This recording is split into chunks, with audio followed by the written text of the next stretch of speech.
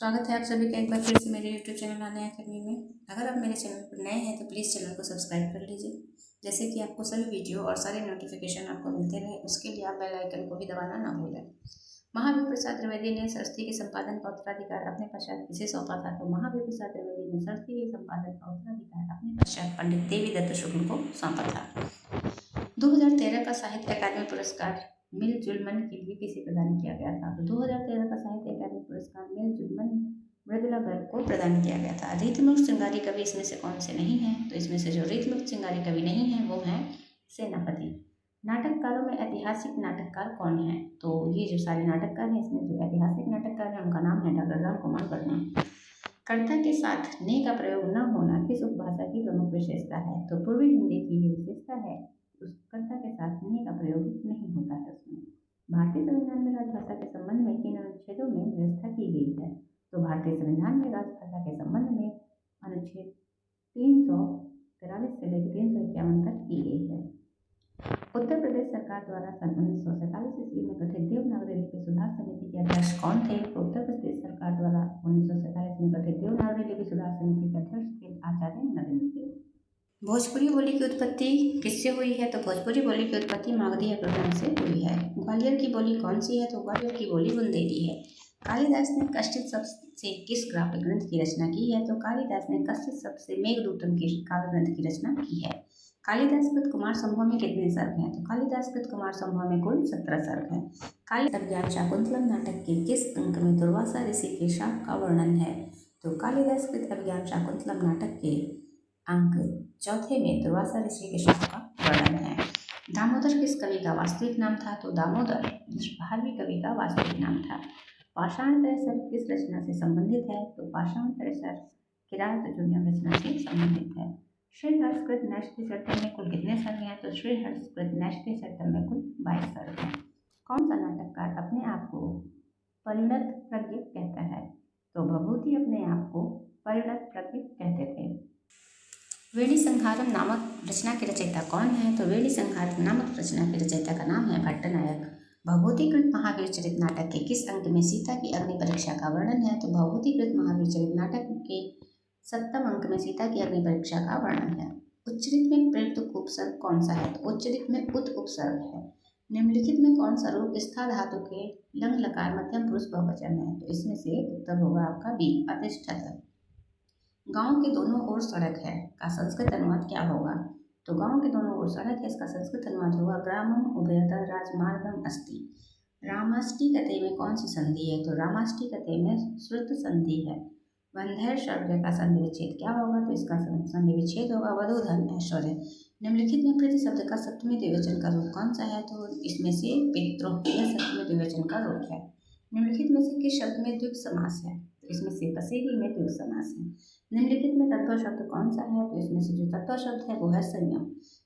निम्न में से तत्सम शब्द कौन सा है? तो इसमें से तत्सम शब्द है पुष्प। तद्भव शब्द इसमें से कौन सा है? तो इसमें से तद्भव शब्द है मग्न। घास खाना मुहावरे का अर्थ क्या होगा? तो घास खाने मुहावरे का अर्थ हुआ घोर मूर्खता का परिचय देना।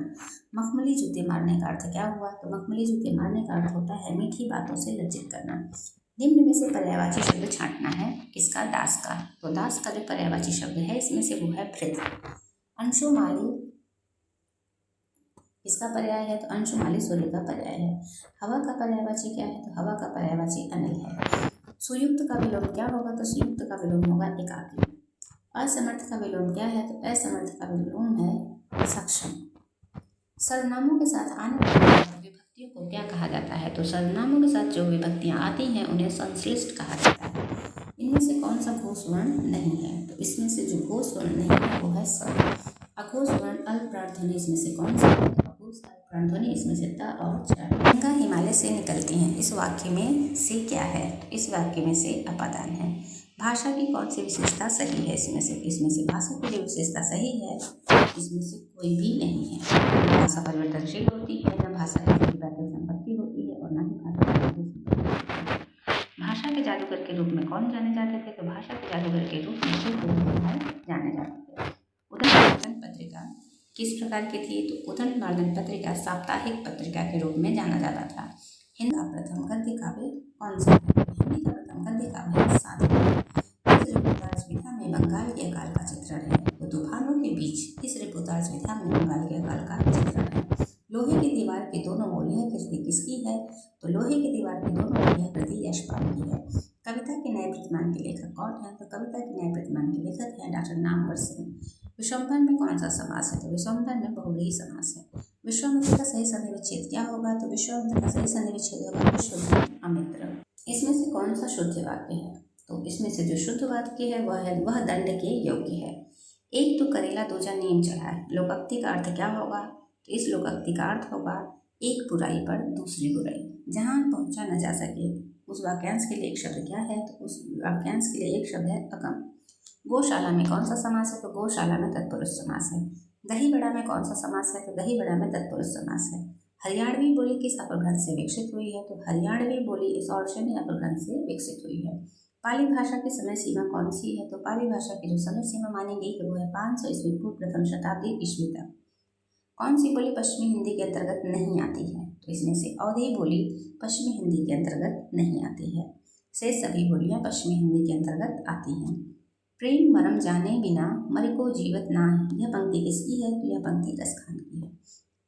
कविता करके तुलसी न लसे कविता लसी या तुलसी की कला। यह पंक्ति किसकी है?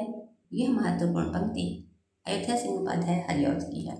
रामचरितमानस का तीसरा कांड कौन सा है? तो रामचरितमानस का तीसरा कांड अरण्यक कांड है।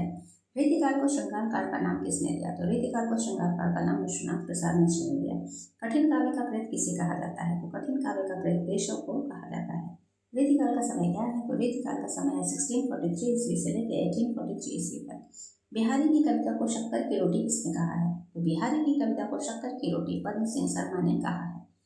प्रेम मार्ग का ऐसा प्रवीण और धीर प्रतीक तथा जमादानी का ऐसा दावा रखने वाला ब्रज भाषा का दूसरा कवि नहीं हुआ। यह कथन किसका है? तो यह कथन है आचार्य रामचंद्र शुक्ल का। तुलसी आधुनिक वातायन से इसके लेखक कौन है? तो इसके लेखक है रमेश कुंतल। कामायनी कृति की विधा क्या है? तो कामायनी कृति की जो विधा है वो है काव्य।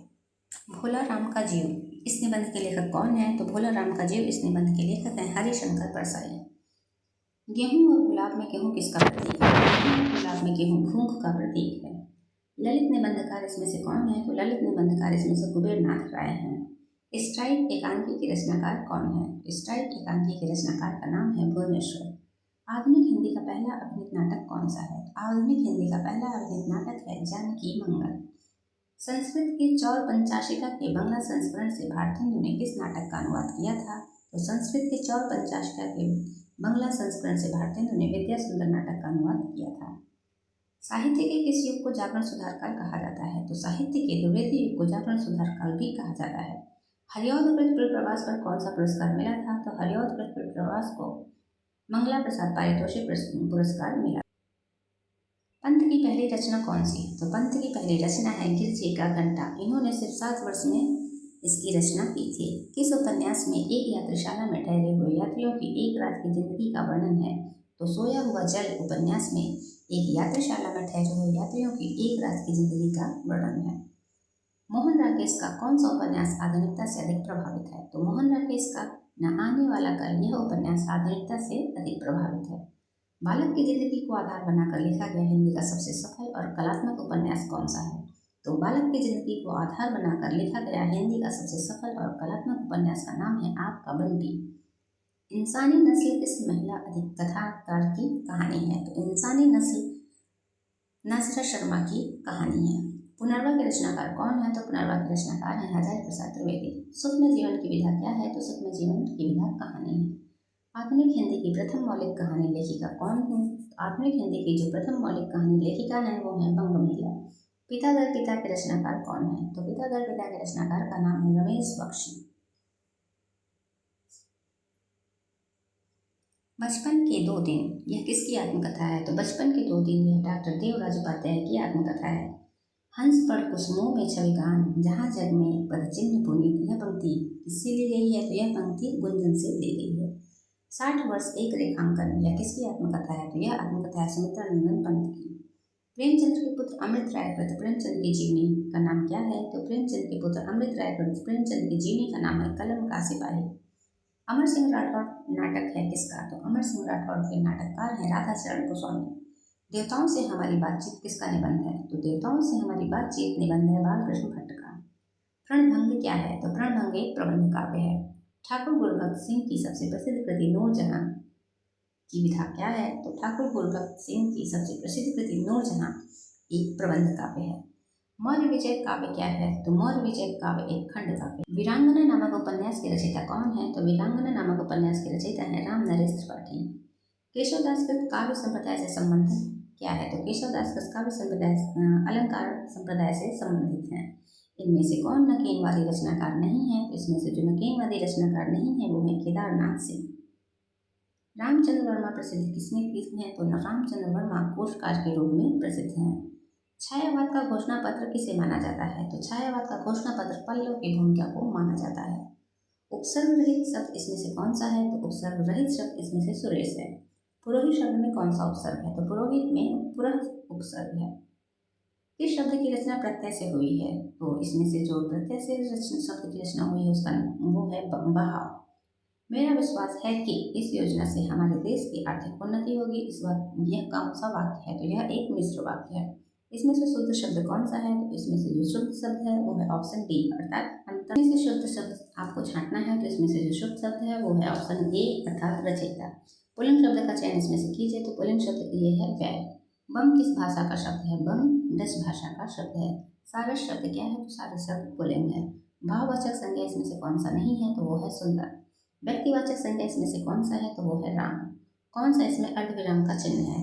तो अर्धविराम का जो चिन्ह है उस आधार पर ऑप्शन डी सही है। भाव संधि, भाव शवलता तथा भाव शांति किस भाव की प्रमुख स्थितियां हैं? तो ये व्यभिचारी भाव की प्रमुख स्थितियां हैं। लपटी पुहुप पराग पद शनि श्वेत मकरंद में कौन सा दोष है? तो इसमें अधिक पदत्व दोष है। नृप को कह हम दीजिए अथवा मत गजेंद्र इसमें कौन सा प्रमुख दोष है? तो इसमें से दुष्कृमत्व दोष है। श्वेत कंप रोमांच स्तंभ स्वरभंग अश्रु निर्वेद प्रलय गर्व वैवर्ण आदि में कौन सा जोड़ा सात्विक अनुभव नहीं है? तो निर्वेद गर्व यह आपका सात्विक अनुभव नहीं है। भोज्य भोजक का संबंध किस आचार्य से संबंधित है? तो भोज्य भोजक का संबंध इसमें से ऐसा कोई आचार्य नहीं है जिससे संबंधित है। रससूत्र के कौन से आचार्य उपचयवाद से संबंधित हैं? तो रससूत्र के भट्टलोलट आचार्य उपचयवाद से संबंधित हैं। इसमें कौन सी दो नारी पात्र अपने प्राणों का बलिदान कर देती हैं? तो इसमें से कल्याणी और मालविका ये वो दो नारी पात्र हैं जिन्होंने अपने प्राणों का बलिदान किया है। चंद्रगुप्त नाटक के पुरुष पात्र की पहचान कीजिए। तो चंद्रगुप्त नाटक का जो पुरुष पात्र है वो है चंद्रगुप्त और विष्णुगुप्त। यह सम्मिलित करने वाला प्रश्न है। तो रेशमी टाई की नायिका है ललिता। 18 जुलाई की शाम की नायिका है आपकी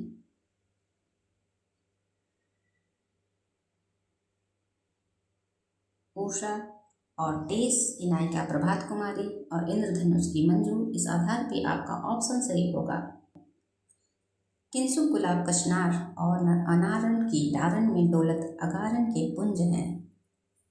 यह किस प्रकार का अलंकार है? तो यह है अतियुक्ति। सुनिए तासुगुन ग्राम जासु नाम खग बथिक यह कौन सा अलंकार है? तो यह आपका पर परितु रूपक अलंकार है। आंचल में दूध और आंखों में पानी में कौन सा शब्द शक्ति है? तो इसमें लक्षणा शब्द शक्ति है। ध्वनि सिद्धांत का विरोध किसने किया है? तो ध्वनि सिद्धांत का विरोध धनिक ने किया है। मीत तिहारे बदन पर मूर्खता दर्शात मम मुख दर्पण विमल है आज विदित यह बात। इसमें कौन सा शब्द शक्ति है? तो इसमें व्यंजना शब्द शक्ति है। अनुमानवादी आचार्य इसमें से कौन माने जाते हैं? तो इसमें से जो अनुमानवादी आचार्य माने जाते हैं वो है महीम भट्ट। तो इसी के साथ आज का वीडियो हमारा यहीं पे समाप्त होता है। मिलते हैं कल एक नए टॉपिक के साथ नए वीडियो में। तब तक आप सभी का धन्यवाद।